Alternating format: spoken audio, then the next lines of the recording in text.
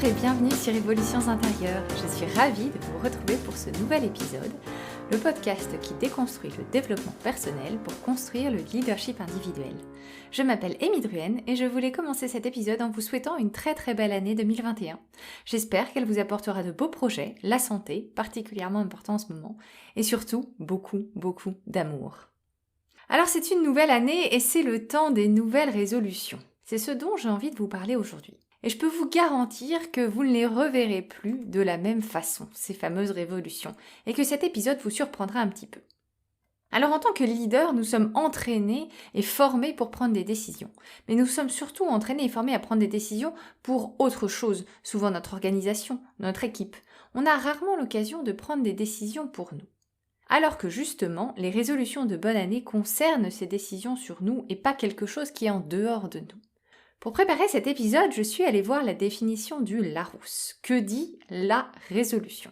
C'est un acte par lequel, après réflexion, on décide volontairement d'accomplir quelque chose.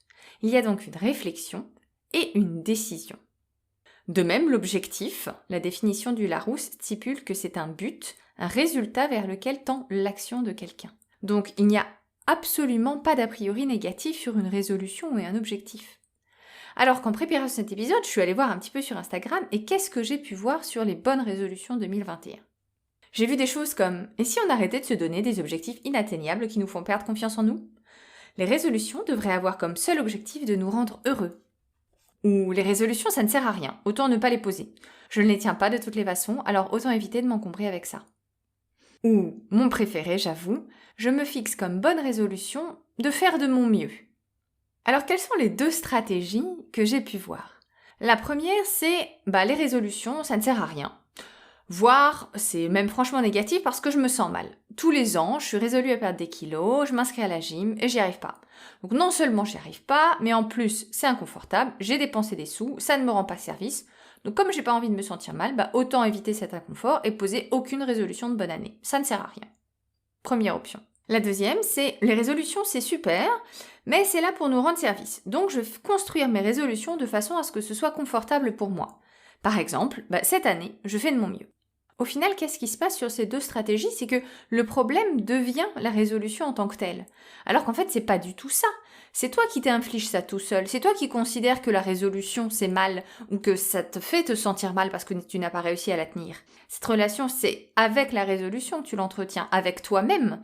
Ça n'a rien à voir avec l'objectif que tu te donnes ou la décision que tu prends à ce moment-là. Parce que concrètement, on est d'accord que rien ne change le 1er janvier 2021. Entre le 31 décembre 2020 et le 1er janvier 2021, il n'y a rien de particulier dans cette nuit qui n'est pas si différente des autres finalement. Par contre, je peux choisir de poser une intention à ce moment-là, je peux choisir de poser un objectif à ce moment-là et lui donner de l'importance. New Year, New Me, no kidding, you decide.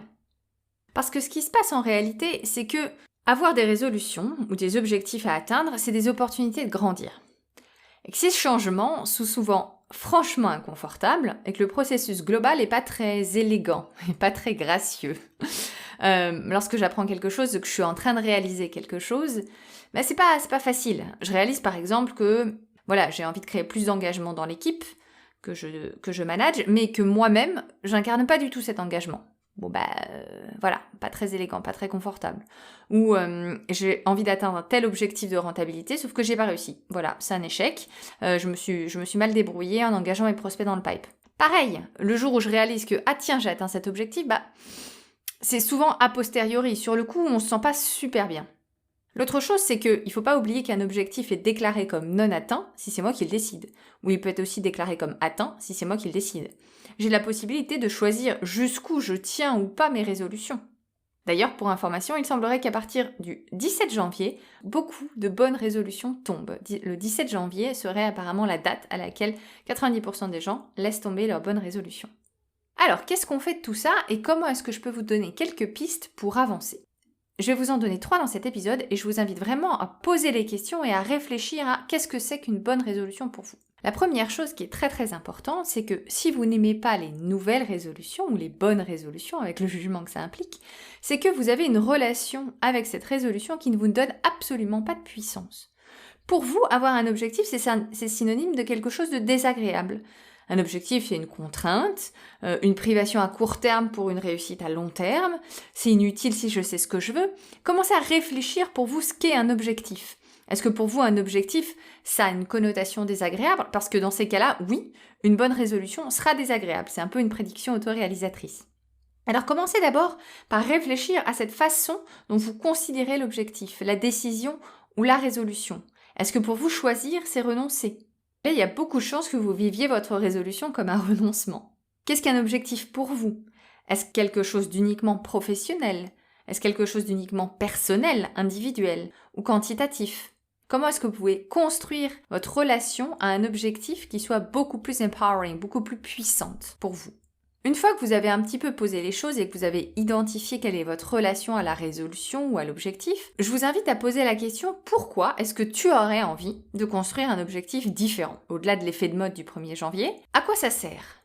Quelle est la vision que tu as qui va venir sous-tendre cet objectif? Quelle est la vision pour toi? Quelle est la vision pour les autres? Concrètement, qu'est-ce que ça changerait dans ta vie? Si tu te donnes comme objectif de mieux engager ton équipe, bon, déjà, ça, c'est pas un objectif, c'est assez vague, mais quelle est la vision derrière? Comment est-ce que tu vois une équipe engagée? Comment est-ce que tu vois ton rôle de leader et la posture derrière? Qu'est-ce que ça veut dire, avoir une équipe engagée? C'est au service de quoi? À quoi est-ce que ça ressemble? Qu'est-ce que ça vient toucher en toi profondément, intérieurement? Qu'est-ce que ça vient animer? L'idée, c'est vraiment de se connecter intérieurement à cette vision qui va venir toucher l'objectif et qui va venir créer la puissance pour que l'objectif se déroule de lui-même. Et ensuite, justement, une fois que cette vision est claire, comment est-ce que je peux créer la structure derrière qui va me permettre d'atteindre cet objectif? Vraiment, la structure, pour moi, c'est fondamental. C'est ce qui va nous permettre d'avancer et de me dire, petit à petit, j'avance vers mon objectif. Quels sont les moyens que je me donne pour atteindre cet objectif? Quel est mon plan d'action? Quelle est ma stratégie pour janvier? Si cette stratégie ne fonctionne pas, ce qui est probable, qu'est-ce que j'ai prévu en plan B? Qu'est-ce que j'ai prévu en plan C, en plan D? Comment est-ce que je vais m'y prendre? Alors, pour récapituler, plusieurs questions. La première, c'est quelle est ta relation avec les résolutions de nouvelle année? Est-ce que tu considères que c'est de la bullshit? Ou est-ce que tu considères que c'est l'occasion, de faire le point et de réfléchir un peu comment est-ce que tu pourrais grandir? Comment est-ce que je peux redéfinir cette relation pour qu'elle te donne de la puissance? Et par-delà, réfléchir à qu'est-ce qu'un objectif pour toi? Qu'est-ce qu'un objectif qui te donne de la puissance? Comment est-ce que ensuite il peut aller nourrir une vision plus large que cet objectif? Si j'ai envie de perdre des kilos, quelle est la vision derrière pour moi? Est-ce que c'est mon rapport à mon corps, mon rapport aux autres? Et enfin, comment est-ce que tu vas t'y prendre pour rendre tout cela réel, pour le mettre dans la matière? Quelle va être ta stratégie et les moyens que tu mets en place pour avancer et continuer à apprendre? Et là, j'ai vraiment 2 choses que je souhaite que tu n'oublies pas. Ça, c'est vraiment important. La première chose, se sentir mal parce qu'on n'a pas atteint son objectif, c'est optionnel. C'est toi qui te sens mal, par habitude. T'es pas obligé de t'infliger cette souffrance-là. Ça n'a aucun lien entre se sentir mal et ne pas atteindre son objectif. C'est juste toi. Le problème, c'est pas l'objectif. Donc comment est-ce que tu peux être plus compatissant et plus bienveillant vis-à-vis de toi-même? Et la deuxième chose qui pourra peut-être t'aider à être plus bienveillant ou bienveillante avec toi-même, c'est toi qui décides quand tu as atteint ton objectif ou quand tu ne l'as pas atteint. Attention à pas confondre ton moyen et ton objectif. Ton objectif, il peut très bien être perdre 10 kilos sur l'ensemble de l'année. Il peut te donner de la puissance. C'est toi qui décides à quel moment tu te sens mal parce que tu n'as pas réussi. Votre objectif, il peut durer longtemps. Et comment est-ce que derrière, encore une fois, il va me donner de la puissance? Quelles sont toutes les stratégies et quels sont tous les moyens que je peux mettre en œuvre pour perdre ces fameux kilos si c'est ça qui me plaît aujourd'hui et c'est ça que j'ai envie de construire? Alors voilà, j'espère que cet épisode va t'aider à redéfinir ton rapport aux fameuses résolutions de l'année. Et du coup, je serais hyper curieuse de savoir quelles sont toi tes résolutions de l'année 2021. Qu'est-ce que tu es résolu ou décidé à améliorer? Pour moi, c'est vraiment ok d'en vouloir plus de la vie, d'en attendre plus, de chercher toujours à grandir.